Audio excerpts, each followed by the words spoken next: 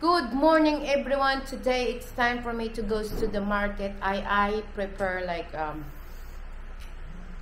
today than 31 because 31 it's gonna be very crazy, and for sure also today it's gonna be crazy. So today I've just decided to do like a sound and silent down in the market, so you can see what's going on in the market.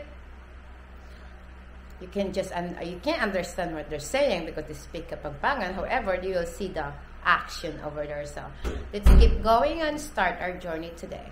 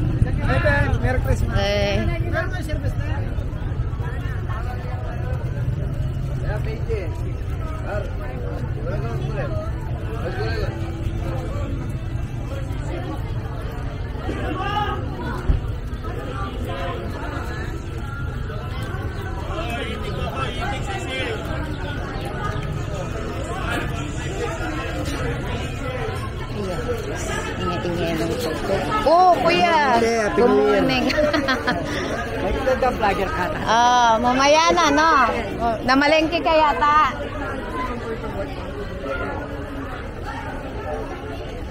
Dami ko pa ring pants. Ha? Hindi, ginising kita kanina. Ayaw mo magising.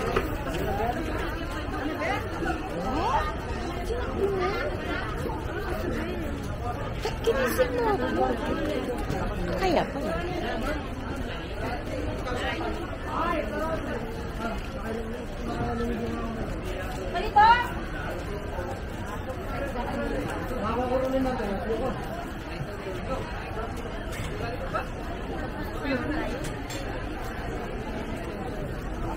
Dito tayo pasok.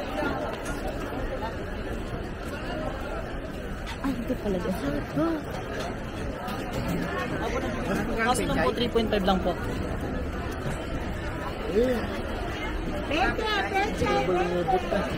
Dito pala tayo.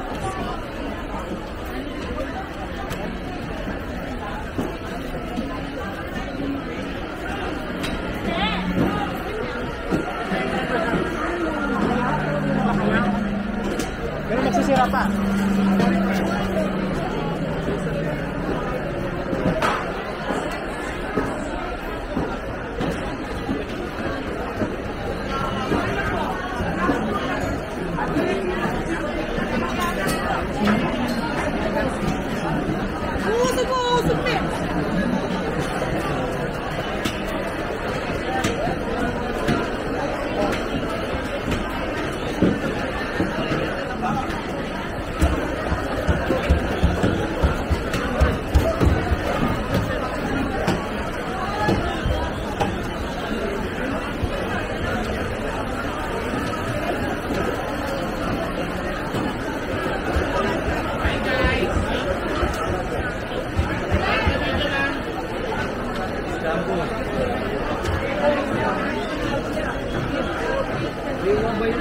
Boyo-boyo.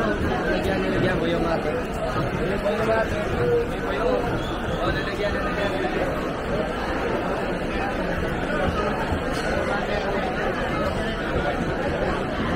Boss. Test.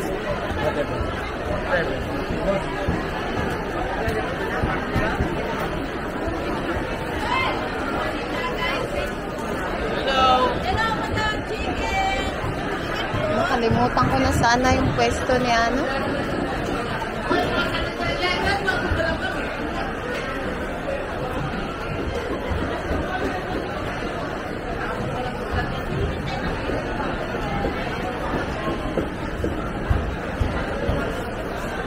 Naku, hindi ko na maalala. Manok, asa ano na tayo? Beef, ano ba? Pork? Isda. Hindi, mamaya na isda. Feeling ko ngayon kung mag-isda ngayong araw nito kasi na ano. Oh, yeah.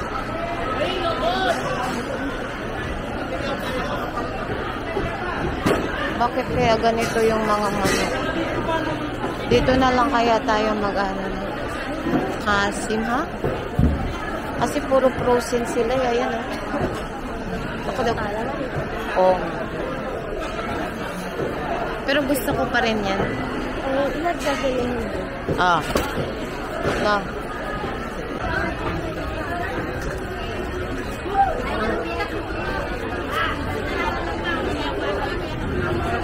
Ayun.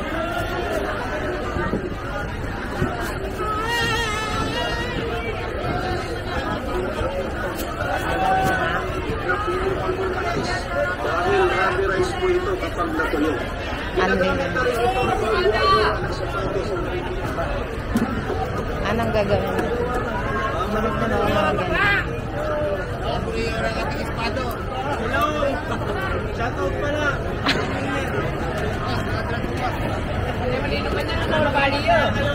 Yung bisdak maingay eh. Boss, stay. Stay lang kay Pamito. Tama na. Anak, tapos na ako. Nandun. Hinanap kita kanina doon eh. Nang last time kasi nandun ka. Ay, wala na. Nandito ka na naman. Manok ba? List of location. Dito tayo, Ke. Dito. 70. Yeah, mana? Ah, ito pa pala. Oh. Teka lang.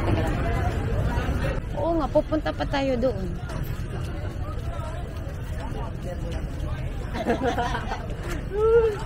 Siyempre, sayang ito. 50 ito eh.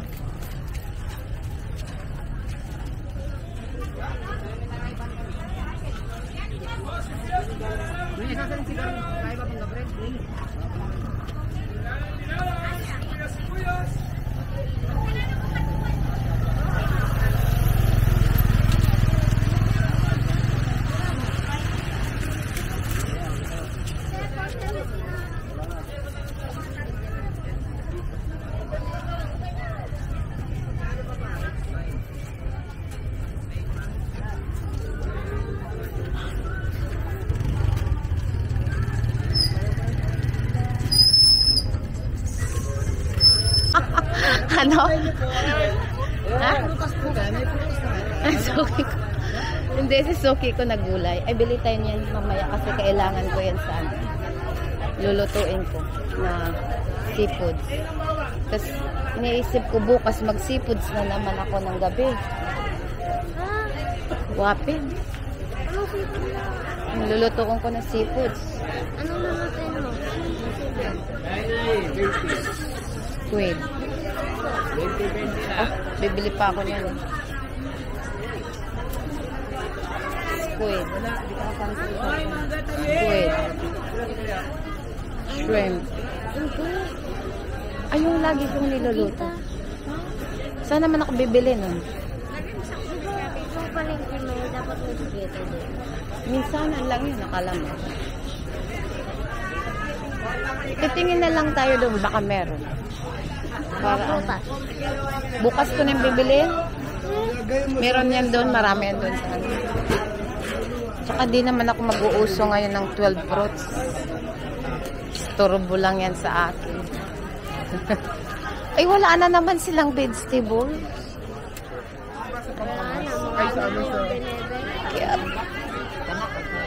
Eh, puro prutas naman yung binibinta nila ngayon. Ano naman. Kakaasa. Kakainis. Tara, balik na tayo. Wala na? Okay guys, I just get home. Well, we get home already. Finally, after 9 o'clock. Oh boy, there's too many people out there, and of course, it is very understandable because, you know, it's almost New Year. Some person just go there and go there early and get their stuff. However, today is just crowded for me.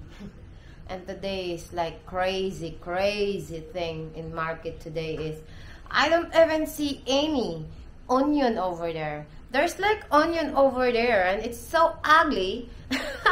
It's just reject.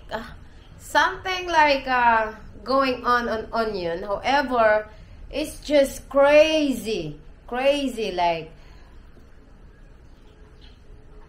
$10 for a kilo. It's like, yeah, it's $10 per kilo, and that boy, the item is not just, it's not pretty. Like everything right now in the market is expensive. Of course, I do the different way in the market. I put the sight and sound only today, so you can enjoy what's going on down in the market instead of hearing my voice. As you see, this is the one I get. The most important thing down is just chicken and a little bit of vegetables over here, and also pork. And because it is the end of the year, we have a tradition for 12 fruits. I got couple of the fruits already over there. Although I don't really believe in that kind of stuff, because no matter how many fruits you put in the table, if you don't do anything of your life, there is no blessing coming also. However, that is the traditional that's been going on for how many years, so I just follow it. What's this? My mother, since I can't remember, my mother used to do that all the time, even in the province, so that's the one I'm going to follow. Even though I don't really believe that kind of stuff. But as I said, the tradition has always been tradition. We never know, right? Because I did something also. I do something in my life. So if I put vegetables, maybe I have a lot of blessing to come, right? So anyway, that's about it for today. Thank you so much, everyone. And I hope you enjoy the sight and sound down in the market. So I think I'm gonna wrap things up over so far right now, because nothing I'm really gonna do after this. All I need to do is just prepare this one, and then that's about it. Thank you so much.